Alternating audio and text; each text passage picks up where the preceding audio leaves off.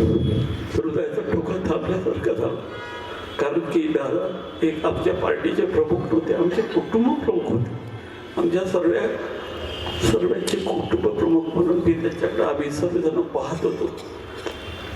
आणि त्यांच्या जाण्यानं आमच्या पक्षाचंच नाही तर पूर्ण राज्याचं एक आपण पाहिलं असं की दुसऱ्या तिसऱ्या दिवशी मी आमच्या प्रफुल्ल पटेलांना म्हटलं, मोठमोठ्या पत्रकारांना म्हटलं की तुम्ही आणि मी दादा जनतेमध्ये किती रुजले होते याचं मोजमाप आपण दादा गेल्यानंतर खऱ्या अर्थानं महाराष्ट्रानं आपल्याला दाखवून दिलं. आपण सुद्धा हे अज्यूम केलं नव्हतं की दादाचं महत्त्व आणि दादाचं हे मोठेपण हे महाराष्ट्रातल्या वेगवेगळ्या घटकामध्ये दादा किती त्यांना त्याचं महत्त्व होतं हे आपल्याला या 2 दिवसाच्या यांनी खऱ्या अर्थानं उभारलेलं होतं.